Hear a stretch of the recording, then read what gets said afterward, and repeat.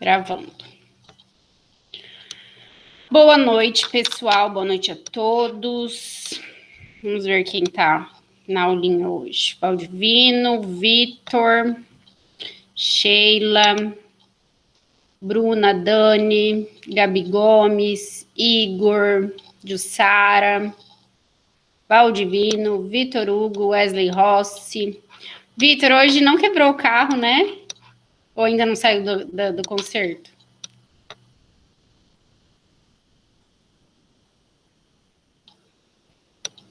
Cadê o Vitão? Graças a Deus ainda não, professora. É que eu tô fazendo comida aqui. Não vai quebrar mais. Chega. Chega, Vitor. É Fusca, professora. Até meu bolso já cansou. Imagina o seu. É Fusca. É Fusca, pelo amor de Deus. Relíquia. Top, hein? É tradição isso aí. Muito legal. Eu já mando a foto que é já pra não deixar dúvida, entendeu? Não, eu acho que aquela foto lá é de uma certa vez, aí você utiliza ela toda vez, sabe? Eu vou comprar o jornal toda terça-feira, então. Foto que você manda. Claro Toda que vez não. acho que você tá mandando Pode a mesma pesquisar. foto. E eu tô acreditando, hein? Vamos lá, eu mando o print da tela. Boa.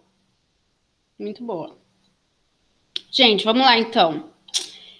A gente estava vendo provas, né? Provas no processo penal. E hoje nós vamos falar sobre o depoimento, né? Sobre o depoimento testemunhal e também sobre o depoimento da vítima, o depoimento do ofendido. Para a doutrina tradicional, o depoimento da vítima era visto como um pouco de receio, como se fosse, não tivesse um valor probatório muito alto, né? Por quê? Porque o ofendido, ele tinha interesse em condenar o réu, né? Ele queria que o juiz acreditasse na versão dele e tudo mais. Então, existia, para a doutrina tradicional, né? Mais velho isso. Existia esse certo preconceito quanto à oitiva da vítima. Aliás, quanto a utilizar como prova, né? O depoimento da vítima. Porém, hoje é muito comum na jurisprudência a gente vê que em determinados crimes o depoimento da vítima tem um grande valor, né? Tem um grande valor probatório. Por quê? São crimes que ocorrem na chamada clandestinidade ou entre quatro paredes. Por exemplo, a violência doméstica, certo? Uma briga entre marido e mulher, em que a mulher é agredida, por exemplo, tá, gente? Em que a mulher é agredida, geralmente ocorre entre quatro paredes, dentro de casa, uma violência psicológica, uma violência sexual, uma agressão física, uma violência patrimonial, né? Todos esses crimes, assim, ocorre na clandestinidade, ocorre dentro de casa e que ninguém vê, é só a vítima mesmo. Então, em determinados crimes, também crimes de estupro, né? Eu falei a questão da violência sexual, mas também em crime de estupro, por exemplo, enteado que ocorrem no âmbito familiar, né? São crimes que realmente só a vítima não tem testemunha presencial. Então, esse valor do depoimento da vítima tem uma certa relevância, né? Nesses casos, assim, tem chama-se a jurisprudência até traz assim determinados julgados, né? Em crimes que acontecem no âmbito familiar, a palavra da vítima tem alto valor probatório. A gente pode encontrar, se colocar isso no Jus Brasil, você vai encontrar bastante jurisprudência nesse sentido. Então, assim, é visto como a palavra Professora, licença. Oi. Pode falar. Travou só no meu ou mais alguém? Não sei. Travou aí, Valdivino? Eu dou uma travada. Não, para mim tá normal. Então desculpa. Beleza, desculpa, professora. Não, tranquilo. Deve ser minha internet aqui. Não, tranquilo. Então, essa é a situação, né, da palavra da vítima perante o ordenamento jurídico hoje, né? Então, ele tem, sim, um valor probatório. A vítima, ela é ouvida independente de ser arrolada, certo? Então, não tem necessidade... geralmente, lá na denúncia, o Ministério Público arrola a vítima, mas ainda que não arrolasse, o juiz, ele ouve, né, a vítima de ofício, né? Existe essa possibilidade no Código de Processo Penal, essa obrigatoriedade no Código de Processo Penal. Vai estar lá nos artigos sobre o depoimento pessoal da vítima, né? A oitiva da vítima vai estar lá no artigo 201 do CPP. Outra coisa que eu ia falar, eu tinha colocado uns pontinhos aqui na minha cabeça para passar para vocês sobre a vítima. Tá. Que a gente também tem um limite de testemunhas, né, no processo penal. Rito sumaríssimo tantos, rito sumário tanto, rito ordinário tantos. A vítima, ela não entra nessa somatória, tá? Então, a vítima, ela não entra como uma testemunha. Por exemplo, no processo sumaríssimo, que são no máximo 3 testemunhas, ela não vai contabilizar, tá joia? Então, vamos falar sobre o depoimento da vítima em juízo. Bora lá, então. Aula 12. Depoimento. Vamos colocar oitiva. Oitiva da vítima ou do ofendido, né? Que abrange, acho que é mais abrangente, do ofendido em juízo. Vou pegar meu papel aqui porque meus olhos estão coçando.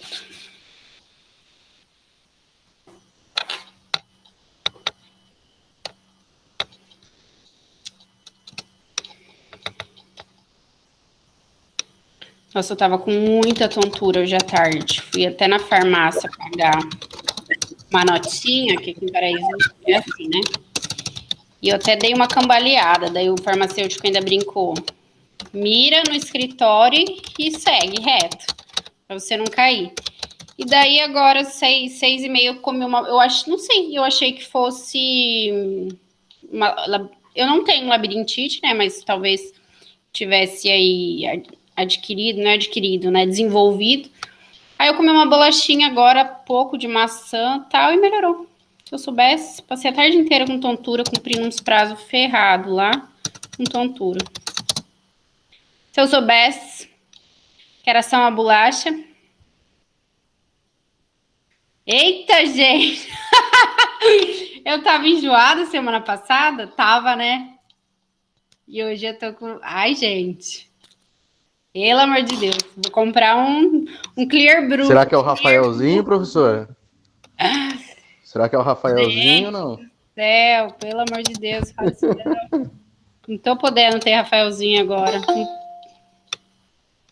Bom, Deus que manda, né? A gente só obedece e agradece. Mas eu acho que não é o Rafaelzinho não, tá? Deixa mais pra frente. Prof, semana passada você disse que estava enjoada e eu já pensei na possibilidade. Sério, gente? Eu não lembro que eu estava enjoada semana passada. Meu Deus. Faz o teste. Ai, meu Deus. Eu acho que eu vou fazer, viu? Vou fazer, porque agora até eu fiquei encucada.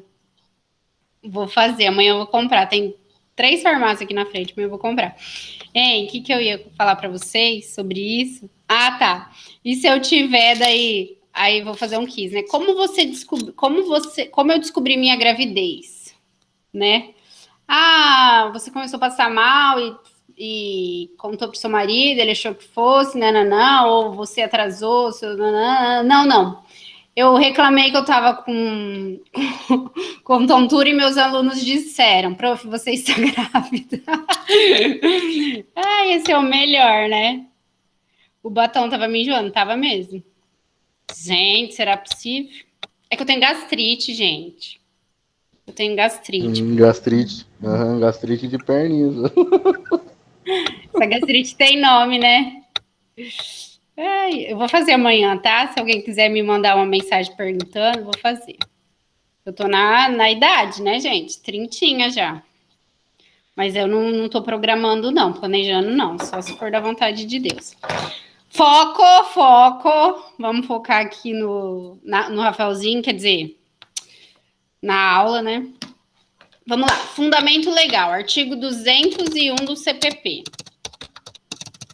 Vocês são demais.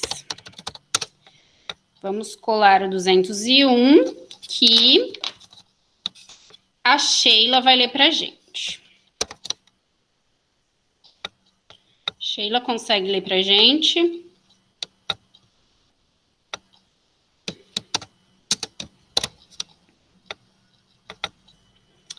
Ó, vamos ler todo ele, porque sobre a oitiva da vítima, só tem aqui no 201, então dá pra gente ler todo o conteúdo, é breve, sucinto.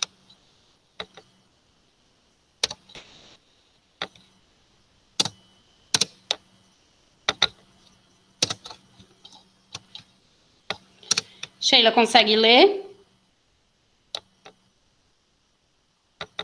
Aumenta um pouquinho, que eu vou ler pela tela aqui mesmo. Ai, meu Deus, meu cachorro começou a latir. Peraí. Não tem problema, não. Aumentar assim? Tá bom. Você lê até o parágrafo 3º, daí eu peço para outra pessoa daí continuar. Tudo bem. Vamos lá. Artigo 201. Sempre que possível, o ofendido será qualificado e perguntado sobre as circunstâncias da infração, quem seja ou presuma ser o seu autor, as provas que possa indicar, tomando-se por termo as suas declarações. Parágrafo 1º. Se intimado para esse fim, deixar de comparecer sem motivo justo, o ofendido poderá ser conduzido à presença da autoridade. Parágrafo 2º. O ofendido será comunicado dos atos processuais relativos ao ingresso e à saída do acusado da prisão, a designação de data para audiência e a sentença e respectivos acórdãos que a mantenham ou modifiquem. Parágrafo 3º. As comunicações ao ofendido deverão ser feitas no endereço por ele indicado, admitindo-se, por opção do ofendido, o uso de meio eletrônico. Parágrafo 4º. Antes do início da audiência e durante a sua realização, será reservado espaço separado para o ofendido. Parágrafo 5º.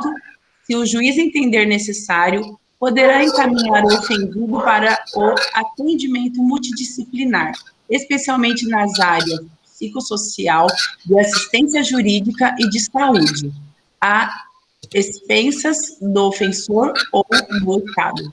Parágrafo 6º. O juiz tomará as providências necessárias à preservação da intimidade, vida privada, honra e imagem do ofendido, podendo, inclusive, determinar o segredo de justiça em relação aos dados, depoimentos e outras informações constantes dos autos a seu respeito para evitar sua exposição aos meios de comunicação.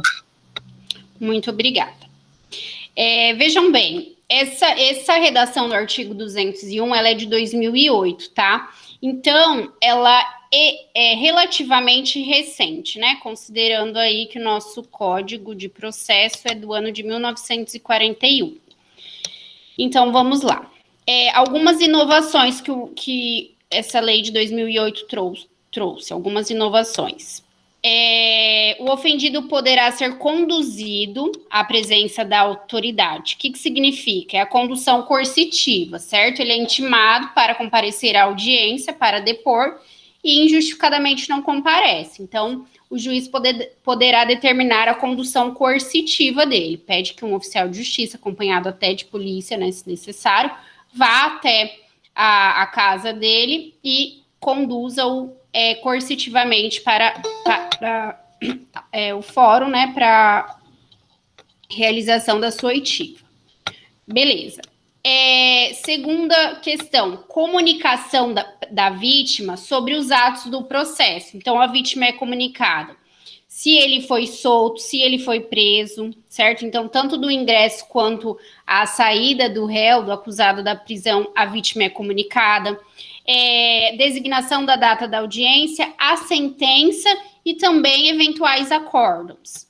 Existe essa comunicação, essa obrigatoriedade, né? Será comunicado. Então, é obrigatório que haja essa comunicação da vítima. Essa comunicação, gente, ela poderá ser por meio eletrônico.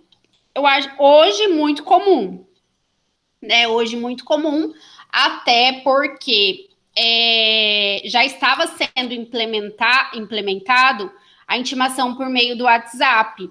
E com a pandemia, isso se intensificou.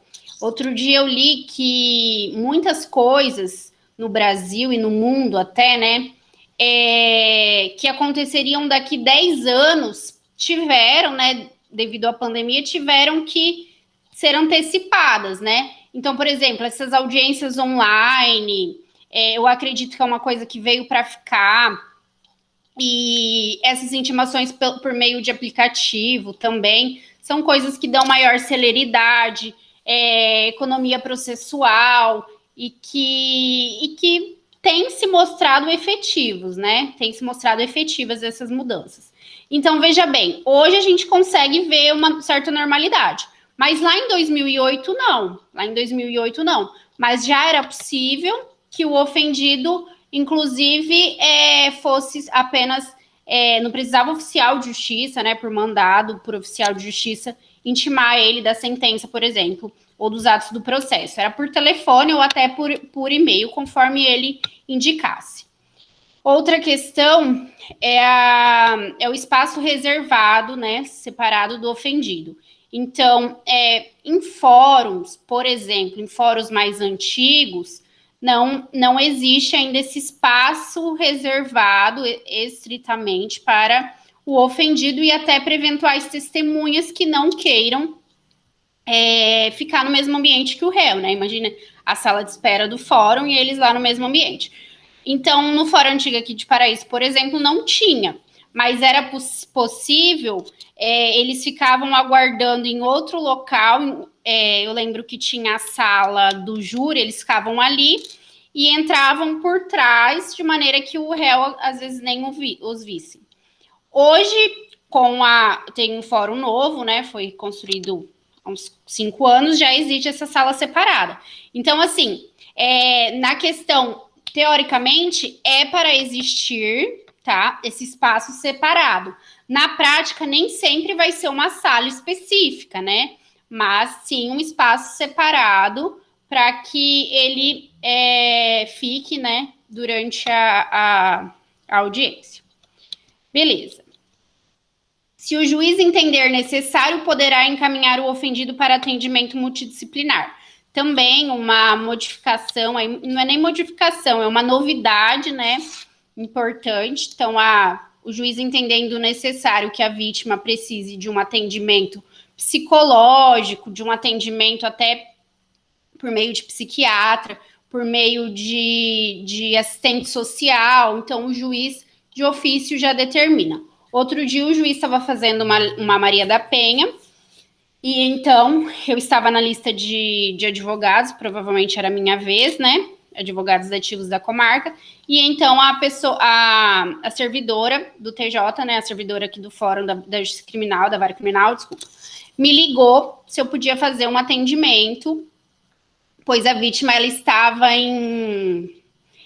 muito vulnerável. O juiz, ao tomar o depoimento dela em determinado fato, ele entendeu que ela estava muito vulnerável.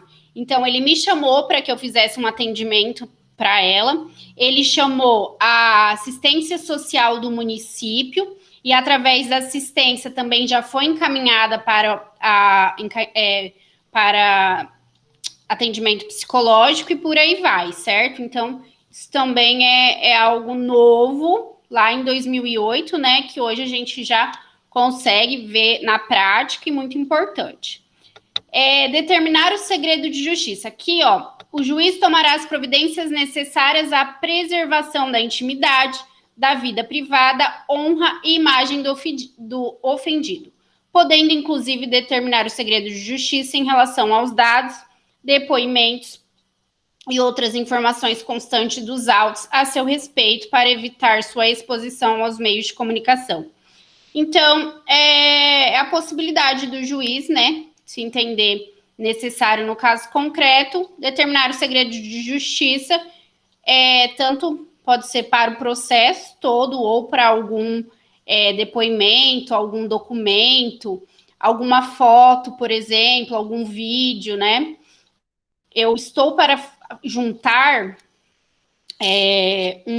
num processo em que eu atuo uma foto de uma menor, certo? E eu vou requerer logo nessa petição que seja determinado, né? Requer seja determinado o segredo de justiça quanto ao documento ora apresentado, né? Que nesse caso eu entendo perfeitamente cabível esse pedido. Então vamos lá. E ela é vítima, no caso, também. Então vamos lá, gente. Vamos anotar tudo isso?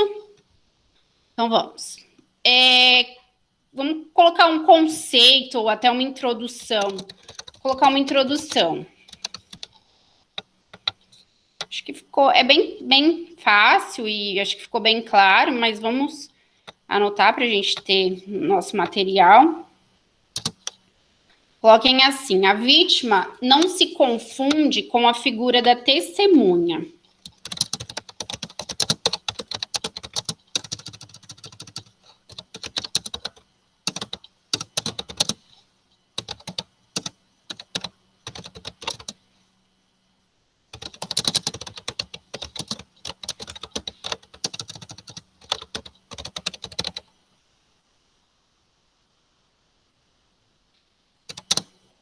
Ponto.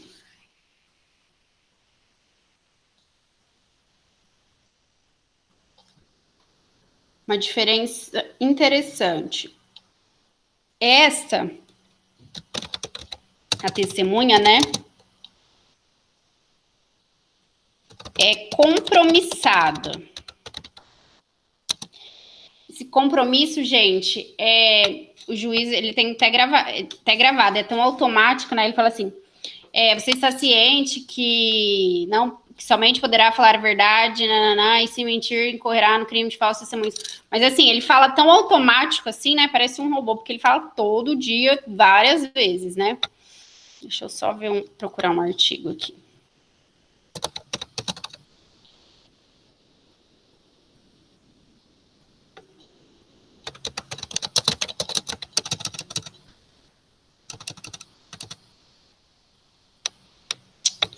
Tá, vamos lá.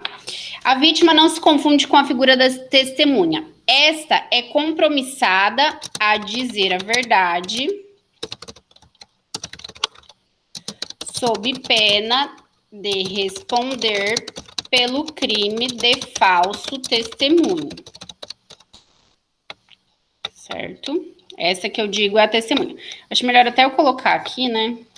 A testemunha é compromissada a dizer a verdade. Não. Tá. A vítima, por sua vez,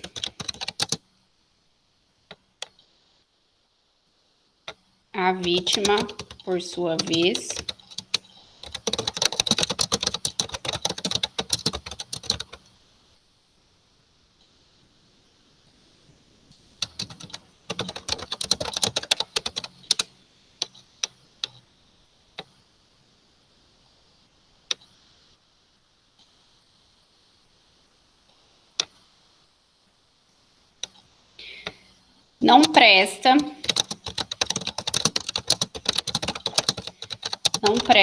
referido compromisso.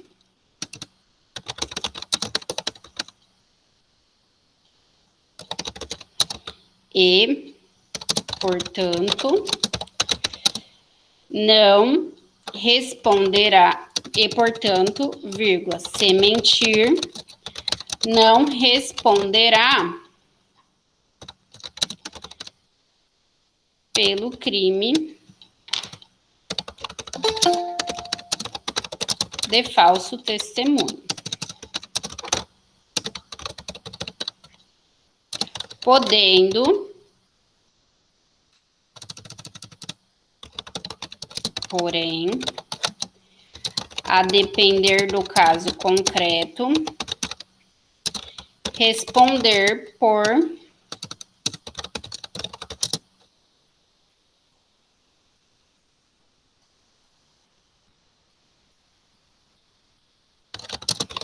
denunciação caluniosa ou... Vou ver quem que tá querendo entrar aqui.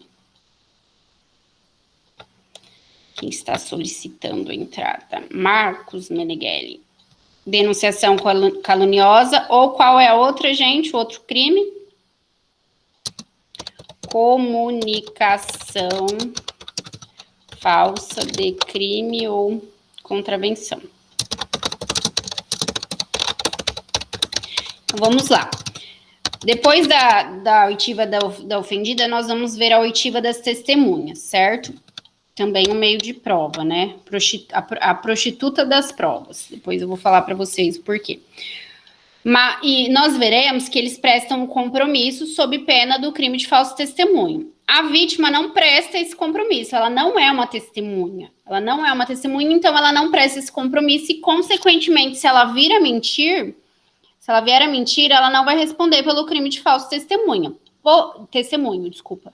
Porém, ela pode ser responsabilizada, a depender do caso concreto, por denunciação caluniosa ou comunicação falsa de crime ou contravenção. Gente, qual que é a distinção? Não sei, vocês são direito... Vocês já terminaram, né, o Código Penal, viram comigo esses crimes, né, semestre passado. Confirmam? Acho que sim, né? Faz de conta que vocês lembram, gente. Pelo amor de Deus. Tô brincando. Denunciação caluniosa. Oi, Vitor? Lembra? Ou não chegaram a ver? Sim. Denunciação caluniosa, gente, é quando você denuncia não só o crime, mas a pessoa, certo? Então, você vai até uma delegacia ou vai até o Ministério Público e faz uma falsa denúncia. Olha, o Vitor, ele cometeu o crime de furto em minha residência. Então, eu tô caluniosamente. Por que caluniosamente? Porque eu sei que é mentira, mas mesmo assim eu utilizo toda a máquina jurisdicional, né?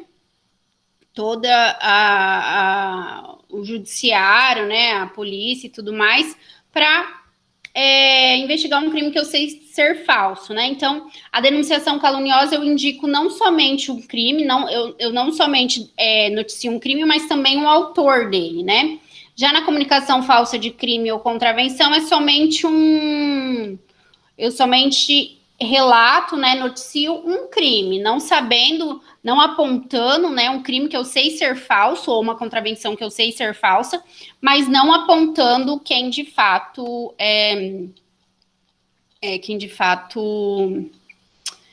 praticou, certo? Por exemplo, aquele marido que chega que dorme fora de casa e chega todo arranhado no outro dia.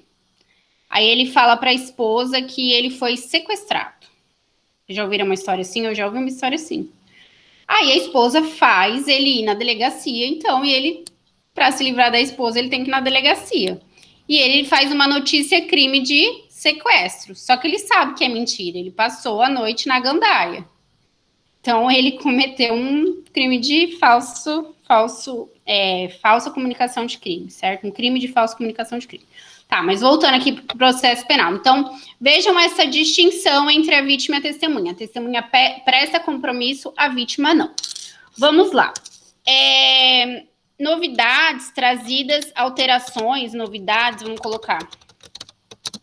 Alterações trazidas pela lei. Deixa eu ver que lei. O número da lei, eu sei que ela é de 2018. De 2008. 11.690. De 2018. Vamos lá. Primeiro, possibilidade de condução coercitiva.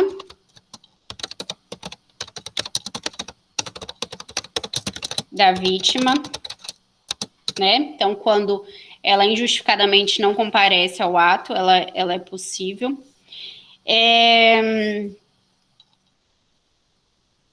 Comunicação à vítima ou ao ofendido. Vou copiar lá em cima.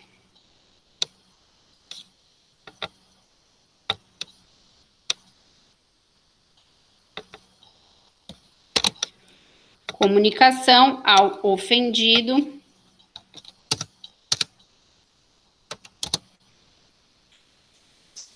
sobre atos processuais relativos ao ingresso, à saída do acusado da prisão, à designação de audiência e à sentença e respectivo acordos. Joia.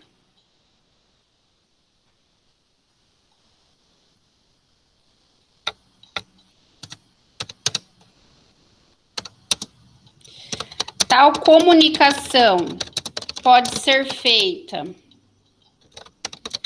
da forma sugerida pela vítima ou pelo ofendido, vírgula, inclusive por e-mail. Hoje já pode até pelo aplicativo WhatsApp, né? Inclusive por e-mail, o aplicativo WhatsApp, tá? Isso se a vítima, gente, ela indicar, tá? Ela indicar que pode ser dessa forma. Proteção do ofendido.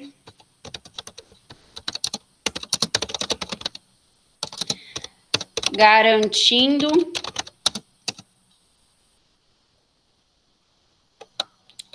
espaço reservado a ele antes do início da audiência.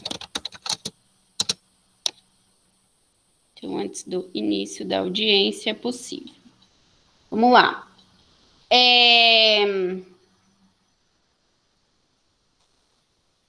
A possibilidade... Então, isso aqui a gente já viu no artigo, tá, gente? Por isso que eu não tô batendo muito em cima, só estou anotando e editando para vocês. Vamos lá, possibilidade do juiz, entendendo necessário, encaminhar o ofendido para atendimento multidisciplinar.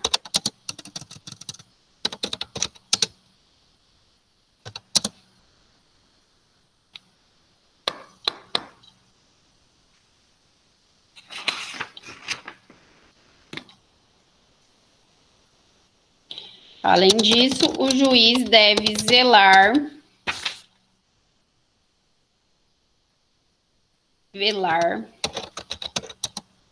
também caberia aqui, pela intimidade, vida privada, honra, imagem. Ai, como eu tô preguiçosa hoje. Intimidade, vida privada, honra e imagem do ofendido, podendo, inclusive, determinar o segredo de justiça em relação aos dados, depoimentos e outras informações constantes dos autos a seu respeito para evitar sua exposição aos meios de comunicação. Olha. Então, deixa eu enumerar aqui. Fundamento legal. Já vou voltar lá para vocês terminarem de copiar, tá? Vimos o fundamento legal. 2, introdução. 3, alteração trazidas pela lei tal. Beleza? Visto isso, vamos para a prova testemunhal. Certo? Então, quanto à oitiva do ofendido, é basicamente isso. A gente está normatizado no artigo 201, então a gente viu todo o artigo 201 aí. Alguma dúvida até aqui? Não? Então, vamos para a prova testemunhal. Bora lá. Tranquilo? Bem facinho, né? Vocês são muito inteligentes também, então não tem erro aqui. Prova testemunhal. Prova testemunhal tem bastante artigos a respeito, tá? Vamos lá. 1. Fundamento legal.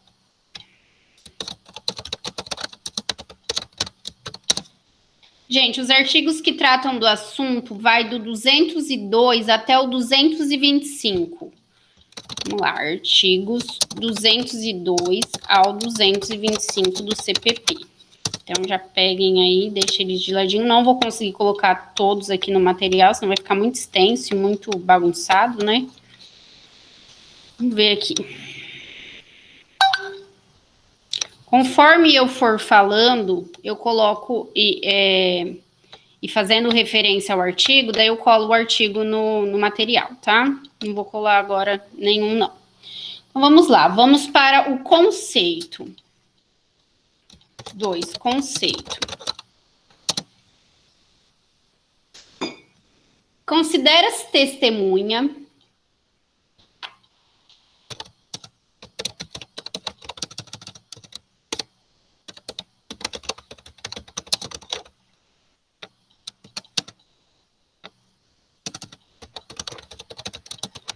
toda pessoa física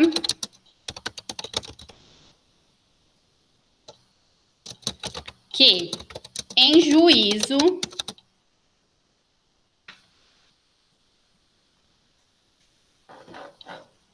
declara o que sabe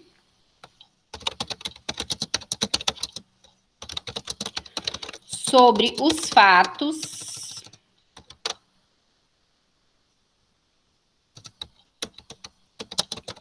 em litígio no processo penal, né?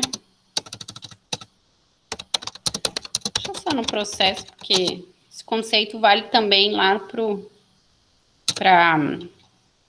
civil, né? Testemunha é testemunha.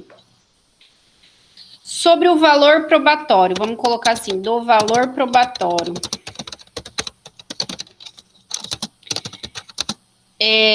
Eu disse para vocês, né, que a doutrina chama a prova testemunhal como a prostituta das provas, né? Muito já se discutiu até nesse sentido. Por quê? Porque o ser humano, ele tem uma tendência, não vamos entrar aqui em filosofia, sociologia e psicanálise e tudo mais, mas o ser humano tem uma tendência a mentir. Então, não sou eu que estou dizendo, tá? A doutrina jurídica. Então, é por isso que lá atrás foi chamado, né? Ainda se chama, né? Mas lá atrás que vem esse apelido, né? Se chama de prostituta das provas, porque pode vir uma testemunha e mentir em juízo. Mas a gente sabe que se isso acontecer e houver e for comprovada, ela vai responder aí pelo seu crime.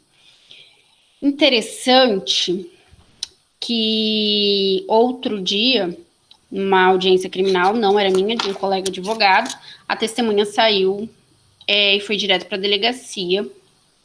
O juiz encaminhou ela para a delegacia para fazer um boletim de ocorrência, aliás, deixa eu pensar se ela foi detida, né? Não sei se o juiz chegou a prender, mas foi detida, ela foi encaminhado à delegacia por falso testemunho. O juiz, ele pegou, assim, na própria audiência, era uma audiência criminal, deixa eu pensar se era criminal.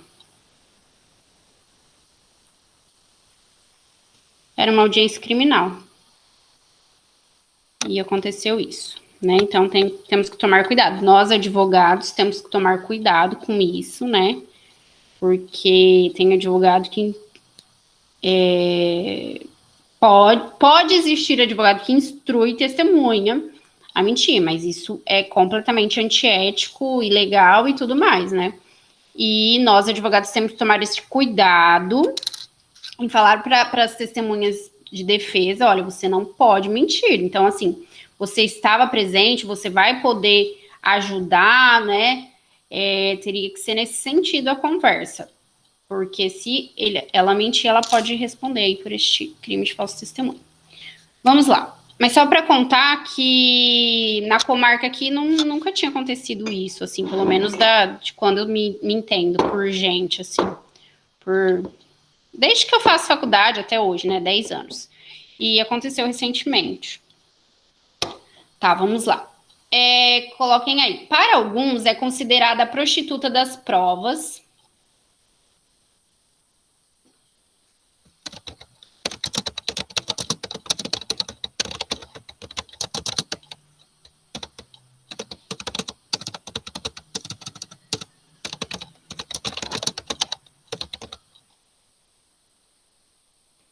Na medida em que o homem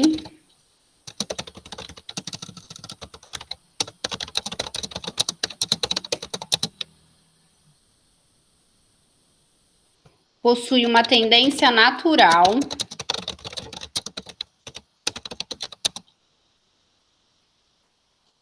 à mentira, vírgula, incapaz que é de retratar os fatos como efetivamente ocorreram.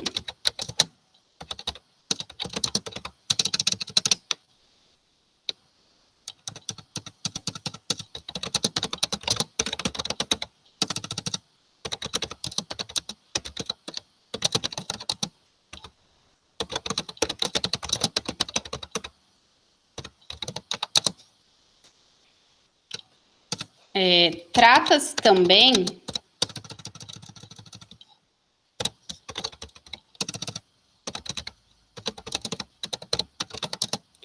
da prova mais utilizada. É muito mais comum a gente ver uma prova testemunhal do que uma prova pericial, né? Então, realmente, sem sombra de dúvidas, é a prova mais utilizada no processo penal em todos os processos, né? Por isso,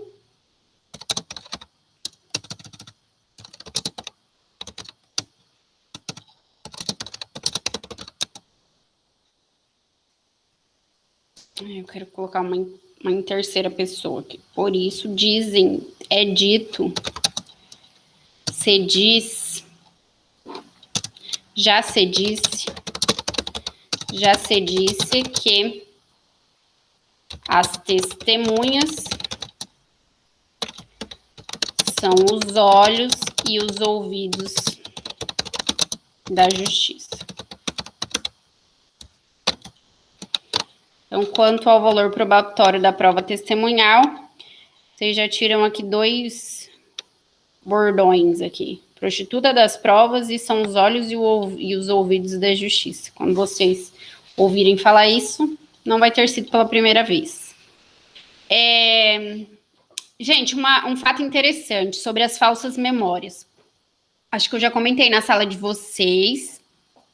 Daí alguém da turma falou até que tinha interesse em escrever sobre o assunto, que já conhecia a obra do professor Gustavo Noronha. Foi você, Vitor?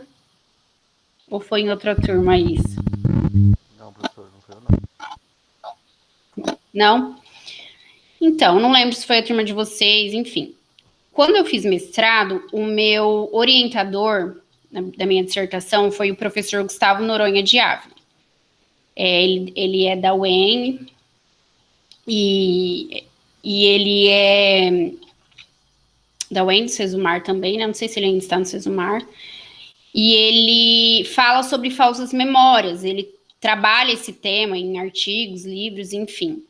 E o que seria as falsas memórias? É quando a testemunha ela realmente acha que ela viu aquilo, entendeu?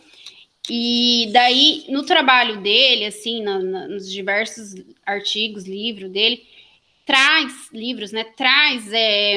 casos concretos, casos reais de falsas memórias. Então, assim, testemunha até ofendido que uma pessoa geral, que acha que vivenciou aquilo de fato, certo? É a memória que a pessoa tem daquele dia. Eu vi fulano naquela boate. Não, mas fulano estava em casa. Não, ele estava no local do crime. E ele não está mentindo. Ele realmente acha que aquilo é verdade, mas são falsas memórias que a mente dele criou.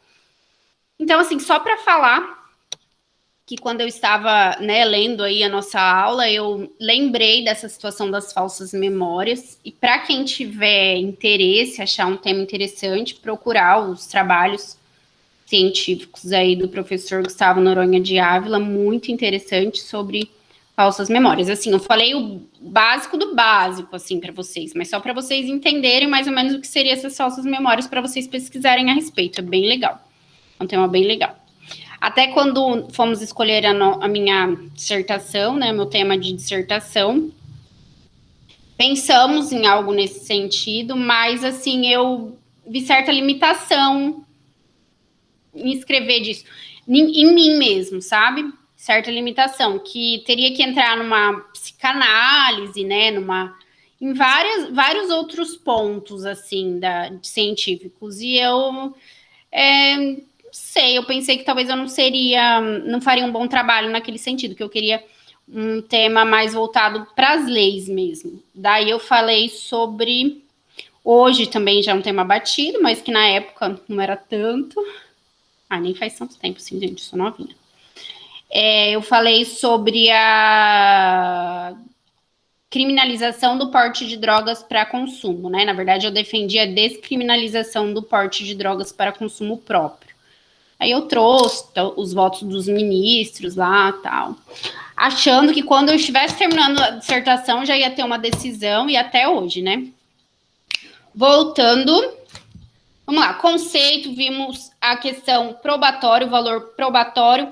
Agora vamos a uma questão mais, um pouquinho mais complicada, mas que não teremos dificuldade aqui. A questão, gente, dos impedimentos. Quem pode ser testemunha? Qualquer pessoa, mas tem aquelas que não podem. Então, assim, a regra, qualquer pessoa física. A exceção, aquelas descritas no artigo 205, 206 e 207. 206, 207 e 208. Então, vamos lá. Esses eu vou colar aqui para vocês.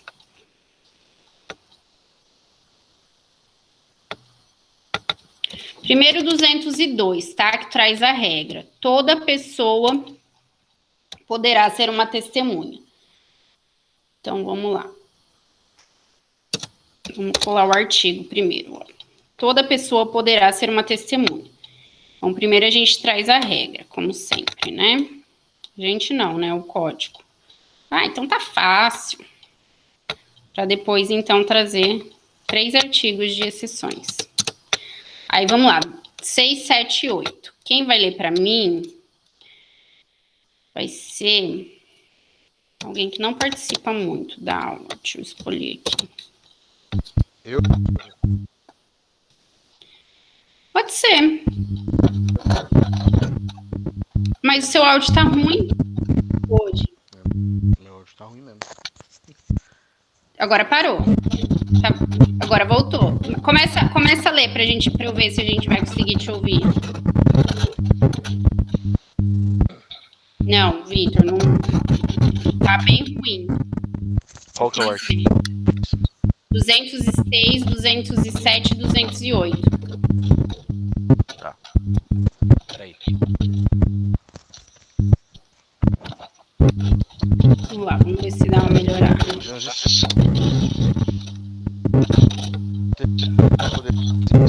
Ô, Vitor, a gente não tá conseguindo te ouvir. Seu áudio tá bem chiado. Tá? Eu vou pedir pra outra pessoa ler. Tá bom? Arruma seu áudio para a aula que vem. Você lê uma lei inteira pra mim. Tá bem chiado mesmo. Agora melhorou ou não? Melhorou? Piorou? Agora melhorou? Piorou? Melhorou, vai. Artigo 206. Aí, filé. A testemunha não poderá eximir-se da obrigação de depor. Poderão, entretanto, recusar-se a fazê-lo o ascendente ou descendente, ou afim em linha reta. Professor, eu tô lendo isso. Eu sou inconveniente mesmo. Tá. O afim em linha reta, o cônjuge, ainda que desquitado, o irmão e o pai, a mãe, ou o filho ou o filho adotivo do acusado, salvo quando não for possível por outro modo, obter-se ou integrar-se à prova do fato de sua circunstância. Artigo 207. Pode subir, por gentileza, professora? Obrigado. Posso, São proibidas de depor as pessoas que, em razão de função, ministério, ofício ou profissão, devam guardar segredo, salvo se, desobrigadas pela parte interessada, quiserem dar o seu testemunho. Artigo 208. Não se deferirá o compromisso a que alude O artigo 203, aos doentes e deficientes mentais e aos menores de 14 anos, nem as pessoas a que se refere o artigo 206. Tá. Deixa eu só ver um negócio aqui.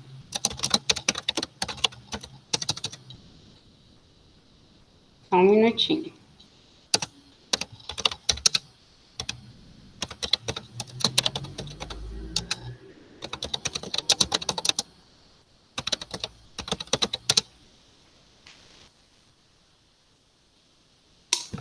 Joia, gente, deixa eu tomar uma água, tá? Tomar não, só vou pegar.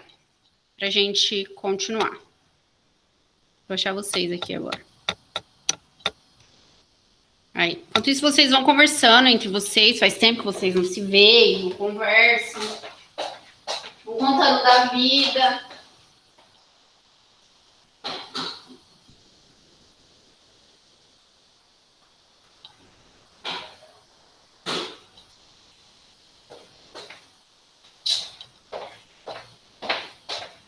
Vocês não me contam da vida de vocês, só eu que conto da minha vida. Ó, o Wesley eu já descobri que o partido que ele é e já descobri o estilo de música que ele gosta. O Vitão já conhece. Outros carnavais. O Gregory já conhece. Pouca coisa, o Gregory é fechado. É ruim, né, gente? Online a gente. Você que pensa, hein, professora? Hã? Que Você que pensa? pensa. Só Deus sabe os podres dele. De quem? Seu? Tamo junto, Greg. Ah, do Greg. O Greg é terrível.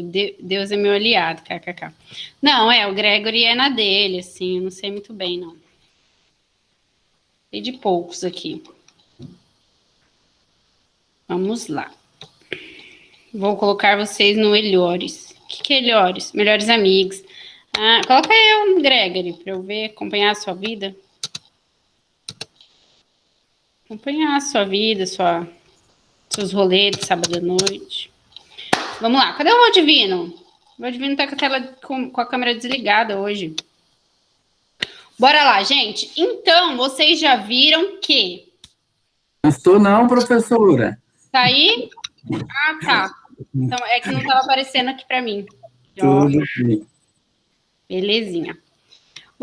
Então, a gente já viu que toda pessoa pode ser uma testemunha, certo? Tem pessoas que têm o dever, né? Então, uma testemunha, quando ela é devidamente arrolada, devidamente intimada, ela tem que comparecer sob pena de condução coercitiva, sim, tá? Porém, a gente viu aqui que tem pessoas que têm impedimento, que não poderão ser ouvidas, certo? São proibidas de depor. Vejam quem são os proibidos de depor. Aquele que, em razão de função, ministério, ofício ou profissão, devam guardar segredo, salvo se desobrigadas pela parte interessada, quiserem dar o seu testemunho. Então, imaginem que eu fui advogada do Gregory em determinado fato, processo. E esse novo processo, eu não sou advogada dele, só que eu sei de determinados fatos que seriam interessantes para esse novo procedimento. Porém, eu estou proibida, em razão da minha profissão, de dar esse testemunho, salvo se ele permitir, certo? Salvo se ele permitir. Então, salvo ser desobrigadas pela parte interessada, quiserem dar o seu testemunho.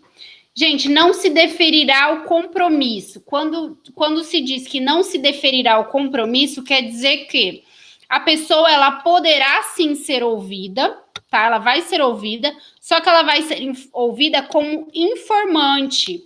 Por que como informante? Porque ela não vai prestar o compromisso, entendeu? Então, essa é a distinção. Por exemplo, estou lá numa audiência criminal e então o juiz pergunta: você é amigo, inimigo, parente, nananã, de uma das partes? Aí a pessoa geralmente fala: não, ele é meu vizinho, mas eu não sou amigo íntimo. Tem algo que te impeça de falar a verdade, somente a verdade, sob pena de incorrer no crime de falso testemunho? Não, não tem. Então, você está compromissada a dizer a verdade. Não. Joia. Agora, chegou lá. O que você é da vítima, por exemplo? Deixa eu pensar numa audiência que eu fiz semana passada. Ah, tá. Você conhece o réu da onde? Ah, ele foi casado com a minha irmã por 40 anos. Ah, então... eles separaram, mas... E vocês continuam tendo contato? Sim, ele trabalha para mim, na minha terra, tal, a gente ainda continua tendo contato diário, tal. Aí o juiz já sabe que tá, de certa forma, comprometido aquele testemunho, né?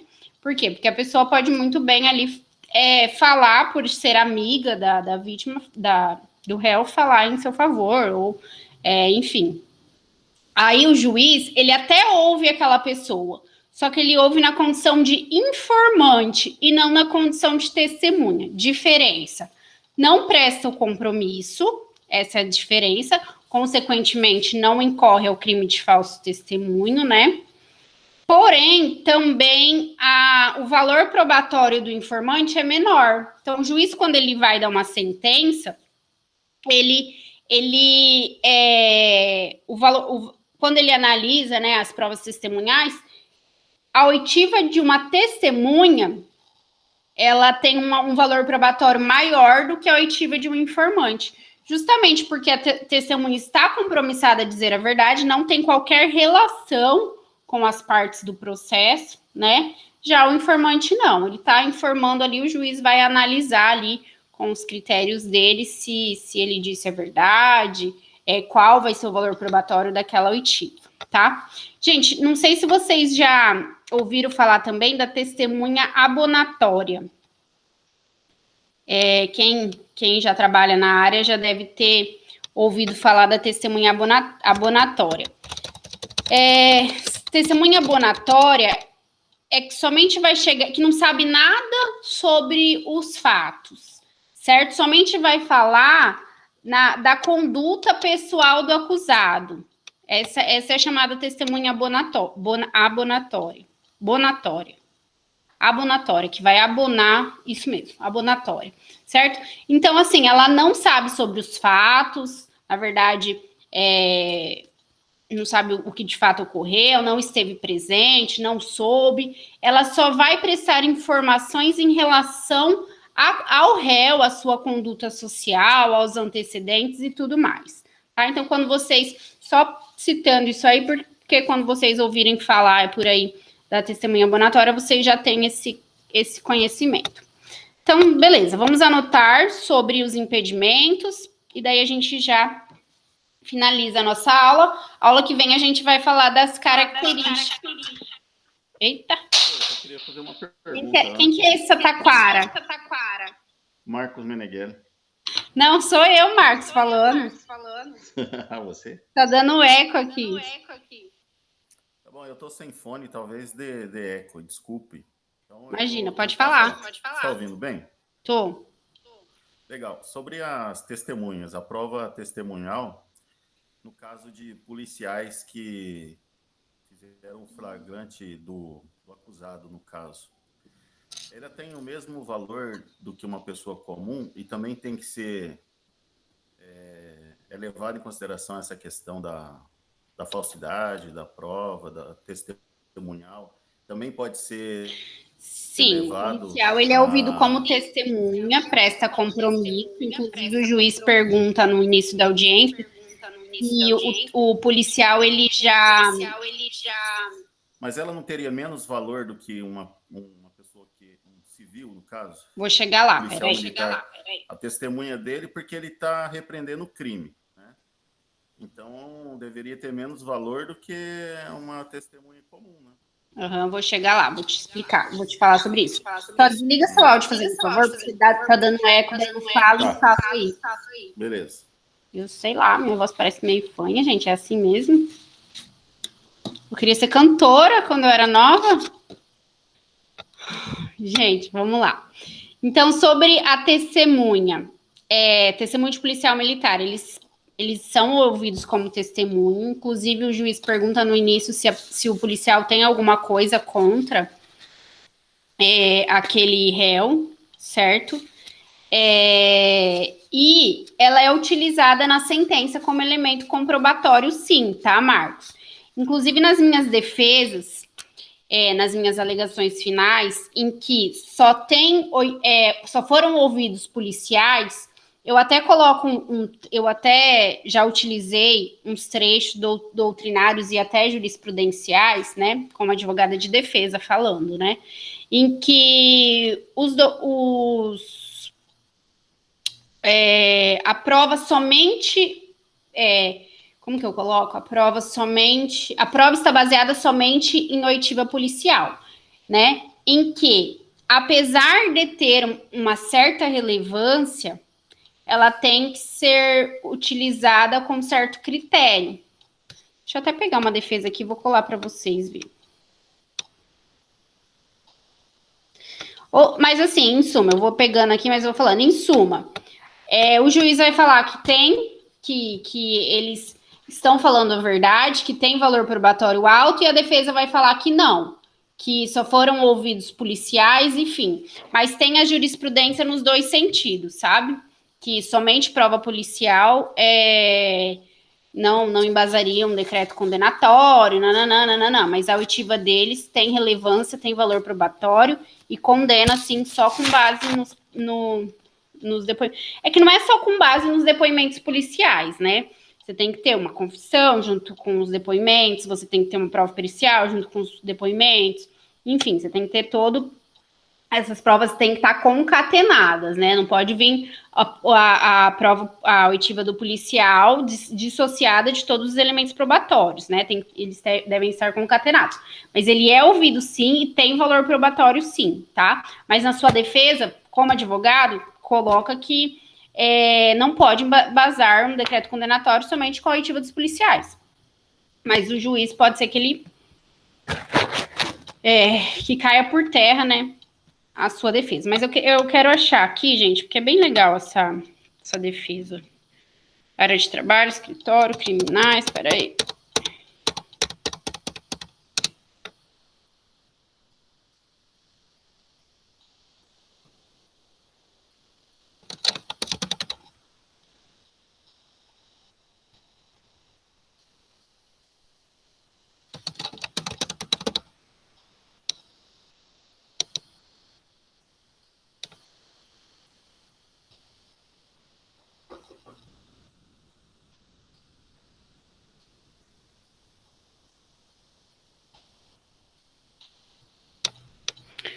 É bem verdade que os depoimentos de policiais nos processos criminais são prestigiados pela doutrina e pela jurisprudência. Então, assim, tem um valor probatório alto. No entanto, a tal prova deve ser analisada à luz das demais provas produzidas nos autos.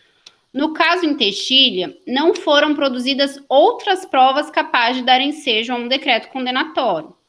Apenas as declarações prestadas por 2 policiais não são firmes, incontroversas e indenes de dúvidas para sustentar a condenação do réu, pois a prova baseada neste depoimento é frágil quanto à autoria. No processo penal, tudo deve ser cabalmente provado. Não. Aí aqui, uma jurisprudência, deixa eu ver se é do Paraná. Não, Rio Grande do Sul. Gente, o tribunal mais fácil de achar jurisprudência é do Rio Grande do Sul. Porte legal de arma, insuficiência de provas da autoria, palavra dos policiais, fato isolado. A palavra dos policiais militares pode servir como prova, isso é uma jurisprudência, tá?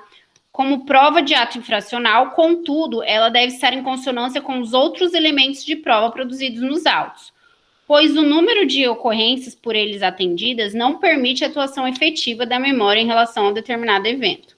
No caso em questão, a versão dos policiais não se encontra com nenhum outro elemento produzido nos autos. Logo, adequada sentença que conclui pela improcedência da representação por falta de provas da autoria. Então, é o que eu falei. Ela tem valor probatório, ela é... Deixa eu ver aqui. Tava tão bonitinha a palavra que eu queria falar, me fugiu.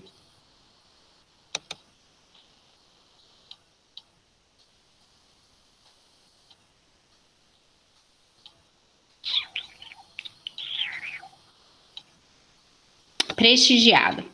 Ela é uma prova prestigiada, tem um grande valor probatório, tanto na doutrina quanto na jurisprudência, porém tem que estar concatenada com as demais provas produzidas no processo. Respondi sua pergunta, Marcos. Marcos? Sim, professor. Joia. Na verdade, tem o mesmo valor, né? Não é porque ele é policial, né? Até coloquei na mensagem. Tem que ter o mesmo valor, porque a voz do policial não tem fé pública, né? Ele não é um escrivão lá que está... Mas a jurisprudência, ela dá uma certa valorizada, assim. Puxa, né, Mas a sardinha a ali pro lado. testemunha. Eu sei como é que é isso. Fazer o quê, né? Tá? Obrigado, Gente, professora. por nada, imagina. Gente, sabe o que eu fiquei com dúvida?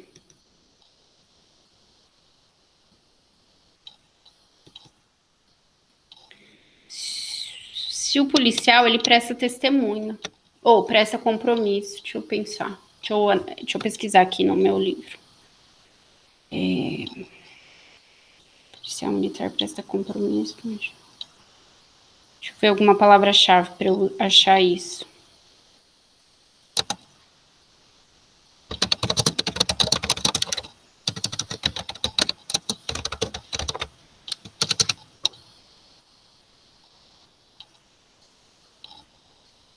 Mais fácil eu pegar um... Aqui, quais testemunhas... Mais fácil eu pegar um...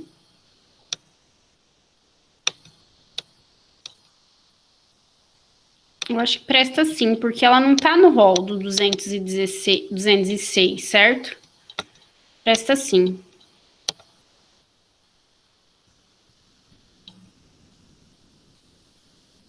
Mas só se eu pegar uma audiência de instrução e ouvir, né? Você vê, né? Tá no dia a dia, né? O que mais é ouvido num processo penal é testemunha policial. E eu não tô lembrando se o juiz, se ela presta testemunha, se ela presta compromisso. Mas eu acho que presta sim. Eu não vi nada no contrário aqui. Mas semana que vem eu trago essa resposta bem certinha para vocês.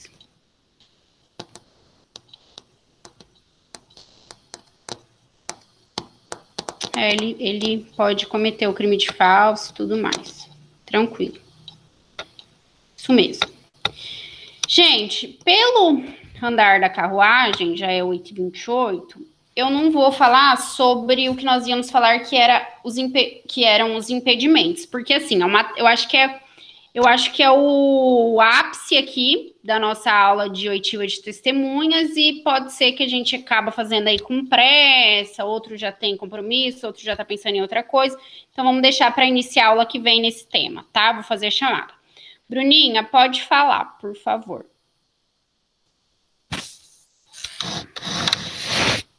Tem que ser arrolada as testemunhas laboratórias? Tem que ser arrolada sim, tá? Ela só tem esse nome de testemunha abonatória, mas tem que ser arrolada e ela é contada nos números, ela é contabilizada como testemunha normal. Qual a diferença entre o atestado de conduta? Como assim, Bruna?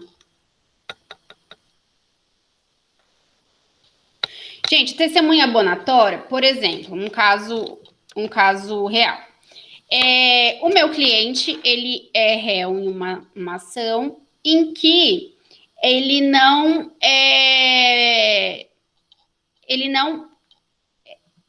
como se diz, ele não é réu confesso, ao contrário, ele nega a prática do delito. E assim, quais testemunhas eu poderia trazer no caso em questão? É um crime cometido, é um crime muito... É um crime de estupro, vamos colocar assim, um crime de estupro.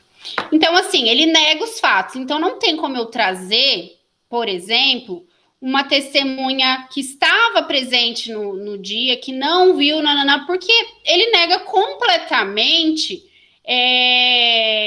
a ocasião e tudo mais, certo? Ele sequer fala que ele sequer frequentava aquele local, que não ficava sozinho com a pessoa, nananana. Então, assim, uma ou outra testemunha eu trouxe ali daquele ambiente de trabalho, por exemplo, para falar como que era, como que funcionava, se ele ficava sozinho com aquela pessoa e tudo mais, nananã. Mas eu trouxe também uma testemunha abonatória, certo? Para falar o quê? Ah, você sabe sobre os fatos? Não, eu só vim falar. Daí o juiz passa a pergunta para mim, né? Que sou a acusação. Você conhece fulano há quanto tempo? Tanto tempo. Como é a conduta pessoal dele? Ele é uma pessoa. Como você conhece ele? Daí a pessoa fala, uma pessoa calma, uma pessoa de bem, nananana. Então, essa seria uma testemunha abonatória. Tem juiz que nem gosta de testemunha abonatória, que ele fala que se for testemunha, ele coloca no despacho, que se for testemunha de cunho abonatório, que faça declarações, que junte declarações. Aí você faz aquela declaração e a pessoa faz a declaração, assina e você junta no processo. E existe também essa possibilidade, ao invés de você ouvir essa testemunha, você pegar uma declaração abonatória dela. Atestado de conduta, até onde eu sei, atestado de conduta seria essa declaração? Acredito que não, né? Gente, deixa eu abrir a porta rapidinho.